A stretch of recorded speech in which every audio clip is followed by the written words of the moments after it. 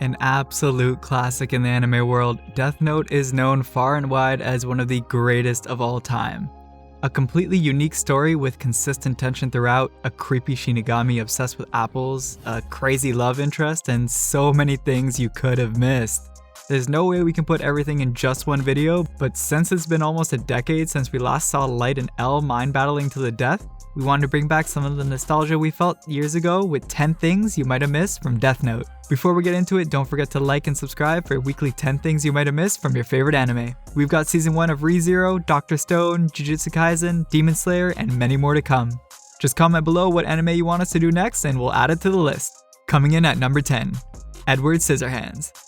Takeshi Obata had all sorts of ideas for the Shinigami during the early design stages of Death Note, but it's still surprising to hear the unconventional origins of Shinigamis being the personification of rock stars.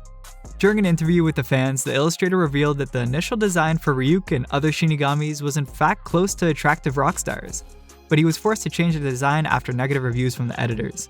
The next design that Takeshi went for was Edward Scissorhands. He was a huge Tim Burton fan back in the day and cited him as one of his biggest inspirations. Just taking a look side by side, it's quite clear where the design for Ryuk came from. But that's not all when it comes to the Tim Burton inspiration. You can see aspects of his characters throughout the show, with characters showing a gothic element very similar to how most of them are portrayed in movies like The Corpse Bride, Frankenweenie, and Sweeney Todd. Number 9. The true reason behind the death of Naomi. Although Naomi doesn't get much screen time in the anime, she became a fan favorite because of her detective skills. Among the fandom, there were some arguments over if she was a more interesting character than Light, and some believed that she would play a big part in the battle between Light and the others. But unfortunately that never came to fruition, which left some fans a little confused. At first it might seem like this is the writer's version of a Game of Thrones-like scenario, where he ruthlessly removes a character from the story, but it was revealed later that she was actually just too clever for a side character. And despite her troubled emotional state from her lover's death, she was still someone that had the potential to single-handedly change the tides of the investigation. If she had remained alive, we would have seen an amazing female lead character in the world of Death Note, but to protect the dynamic of the relationship between Light and L, she was a sacrifice that Tsugumi felt was necessary to make for the sake of his fans. Number 8. Light wasn't Ryuk's first victim? There are some interesting arguments to be made over the true nature of the apple-eating Shinigami. We learned that the reason he dropped the Death Note was because he was tired of the mundane life he lived and wanted to experience the amusement of human beings up close. Dropping the Death Note set the story for everything to come, but you might be surprised to know that Light wasn't the first one who picked up the book. In the Death Note manga pilot, the first person to encounter the Death Note was in fact a young kid named Taro Kagami. He thought that the book was in fact a diary due to his poor English skills. He accidentally killed 2 students who bullied him in school, leading to an interesting story which we can't quite go into full detail here.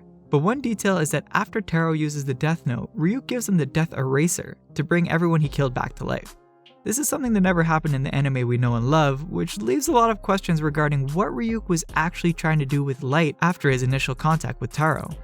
Taro kept the book for himself for a long time and wanted to create a better world, but it looks like his dream never came true as the book somehow made its way to Light. Number 7. Ryuk kept an observational journal himself? Of course, it's fair to say that Light was the character that wrote the most in the show, but you'd be surprised to find out who was right behind him. In the Death Note 13, an official encyclopedia constructed by the writers, it was revealed that Ryuk kept an observational journal for himself and wrote about the human characters he encountered, specifically how they went through their day-to-day life. Ryuk's observational notes provide amusing, informative notes on each of the characters and different subjects in which they seem to be involved in, such as Light's idea of the perfect world, L's diet and the forms in which he eats, and Misa's love for Light, which includes tales about a diary detailing her love for Light and her competition with other females for his affection. It's definitely something that the diehard fans would enjoy reading, and it shows what a complex character Ryuk was, pushing the boundaries of what a hero or villain is in an anime. Number 6. The capoeira wasn't included on purpose. During one of L's investigative deductions, he felt like Light and Misa had something to do with Kira despite them jumping through hoops to follow L's procedures. This made Light angry, which made him punch L right in the face, to which he replied that whatever the reason, there needs to be an eye for an eye, and monkey style kicked him right back. The scene was really popular in Brazil due to the way L conducted himself in the scene. He calmly got close to Light and then kicked him out of nowhere. Capoeira is a local term for Brazilian dance fighting.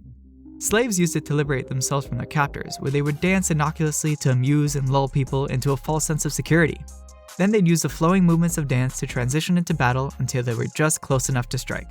There was never an official confirmation from the writers about L indeed using the technique, but the fan speculation was so strong that in a spin-off story which covered the life of L, he takes a few capoeira lessons, which is most likely a homage to the fan theory. Number 5. Symbolism everywhere. Throughout the series, symbolism can be seen in almost every single episode. Whether it be Ryuk's apple eating, symbolic of apples in the Garden of Eden, the first symbol of temptation and original sin, the crows in the first opening and ending contrasting the symbolism of bad luck and death with Ryuk, or the doves in front of light with a blue background, all of which fly away and are replaced by crows in a new red background. Symbolism is powerful in Death Note, and one of the symbols most people may have not noticed come from the color tones throughout the show. Light is often assigned a red color, indicating evil intentions, power, rage, and other negative attributes. L and Nier are assigned blue colors, indicating tranquility, calmness, confidence, and intelligence. The task force are green, indicating a true good and neutral party working to achieve justice. Matsuda is given yellow, indicating hope and curiosity, and the Yotsuba gang are given purple colors, indicating serious, confident, cultured, or noble entities. Number 4. Nier and Mello were originally created to be the children of L. This might cause some trouble in the anime community, but we really want to reiterate the fact that this would have been a really interesting story. The differences between Nier and Mello would have been the perfect personification of how the children aren't always like their parents despite inheriting some of their best traits. Oba ultimately dropped this idea as he couldn't picture L being in a romantic relationship and having kids, which we agree makes sense, but given the logic behind each of L's movements, it would have given a more personal touch to the story after he was killed. And honestly, it would have made fans actually have a sincere interest in Nier and Mello, rather than just have them appear. Number 3. The real-life L? You might be shocked to know that despite the popularity of the series, we still don't know who Tsugumi Oba really is. The mystery behind the real identity of the writer is as intriguing as the story behind Light and L is, as Tsugumi Oba is just a pen name he uses for his work. There have been a ton of theories about who the writer really is, and most of the fans think it's in fact Hiroshi Gamo, who is now famous in Japan for his work on a comedy manga called Totemo Lucky Man. The similarities between L and Tsugumi are also quite evident as both are really popular in the community, but no one really knows who they are. Maybe the writer designed the character on what he imagined his life would have been like if he actually had the Death Note. Number 2. The writer and illustrator met after the story started. The typical story is that the writer and illustrator work together from the beginning to give the fans something that they'll fall in love with. But in Death Note's case, it's startling to know that Tsugumi and Takeshi hadn't met in real life until the series was midway through. They used to communicate with each other through the use of editors and would go through each other's notes until they met in 2004 for the first time. They still have the same relationship dynamic after that meeting and work together on a series called Bakuman. But there are all sorts of theories going around in the community, and some people even think that they might be the same person. As far as our take on all of this is concerned, we've got to say that we haven't seen Tsugumi and Takeshi in the same room ourselves, so nothing would surprise us if one day the true identity of them is revealed to the public. Number 1. What happened to Light after he died? It was clearly stated in the rules of the Death Note that any person who uses it will neither enter heaven nor hell, which begs the question as to what happens to the people who in fact use the Shinigami weapon for themselves. A common theory was that their soul would be eradicated off the face of the earth, but some people believe that instead, they would become Shinigamis. There's a popular theory that the unnamed Shinigami featured in the anime OVA Death Note Relight 1 is the reincarnation of Light Yagami.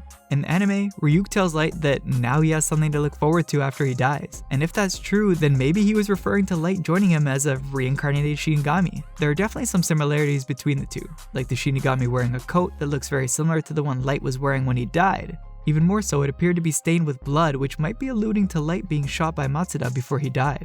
The similarities are uncanny and definitely a hint by Tsugumi, but since nothing is confirmed, we'll take this one with a grain of salt. We're not sure if we'll ever get some more Death Note stories in the future, but until then, we hope you enjoyed this video. We post weekly 10 things you missed on Thursdays, so don't forget to like, comment, and subscribe if you enjoyed the video. Also check out our past videos on other shows and comment below which one you'd like to see next. See you soon!